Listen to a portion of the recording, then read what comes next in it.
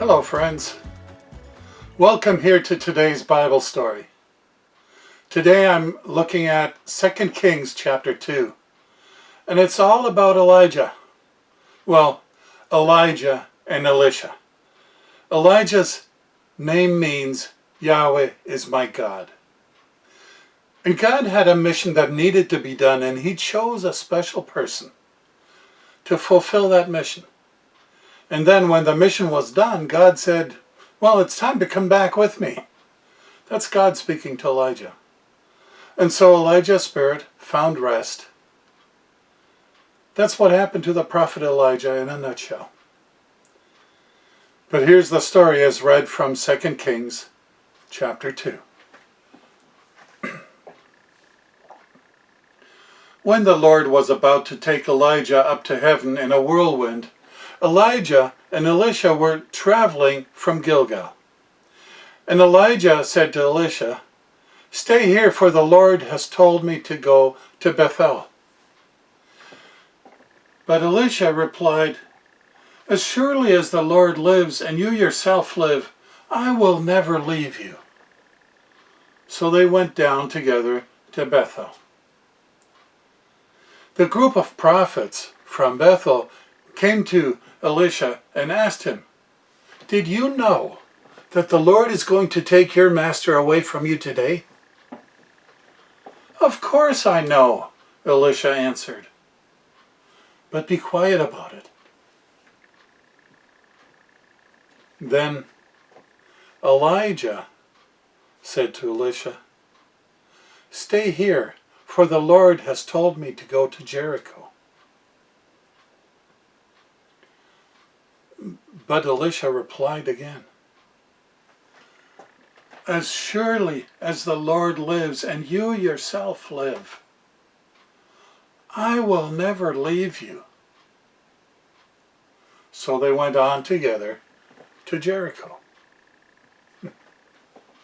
Then the group of prophets from Jericho came to Elisha and asked him, "Did you know that the Lord is going to take your master away from you today?" "Of course I know," Elisha answered, "but be quiet about it." Then Elijah said to Elisha, "Stay here, for the Lord has told me to go to the Jordan River." But again Elisha replied, "As surely as the Lord lives and you yourself live, I will never leave you." So they went on together.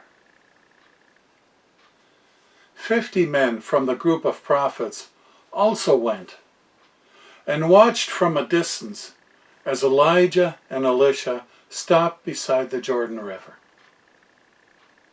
Then Elijah folded his cloak together and struck the water with it.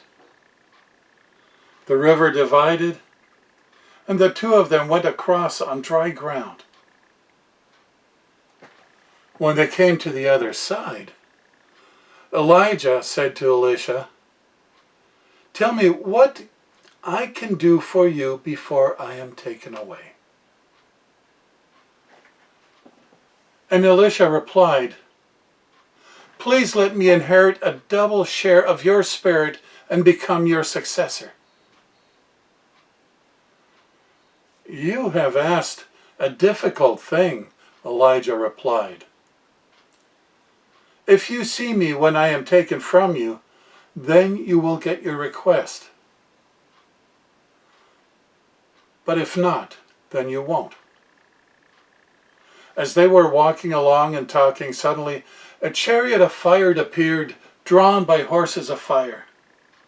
It drove between the two men, separating them, and Elijah was carried by a whirlwind into heaven. Elisha saw it and cried out, my father, I see the chariots and charioteers of Israel."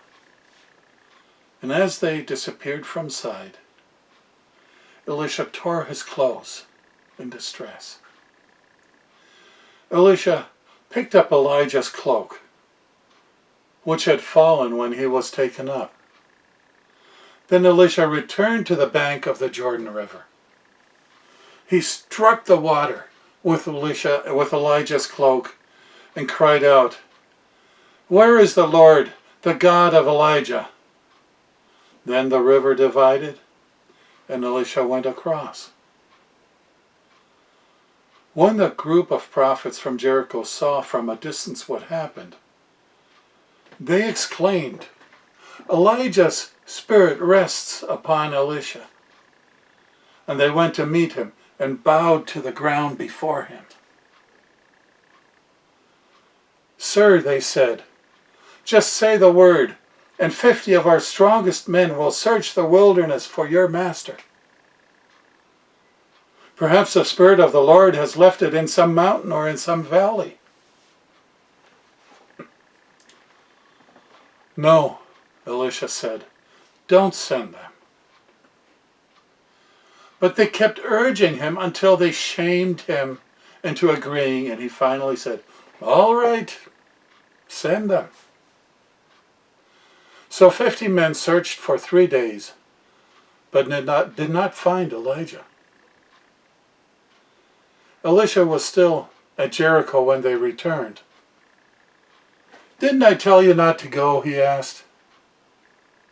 And this is the start of Elisha's journey as a prophet. Many people think that prophets were morally or spiritually superior to us. And it's easy to think about Elijah that way, but the truth is, he wasn't all that special. Elijah needed correction. He needed encouragement. He needed the moral support knowing that there's other believers who were also standing against Baal-zebub. Elijah wasn't exceptionally spiritual or superior. He was completely human. Yet what made Elijah extraordinary was his complete commitment to the will of God. Elijah gave all his energy and heart so that the world would know the one true God. God uses the ordinary to do the extraordinary. Well, as it says, we are all exceptionally and wonderfully made. What plan does God have for you? Be blessed. Stay safe. Until we meet again.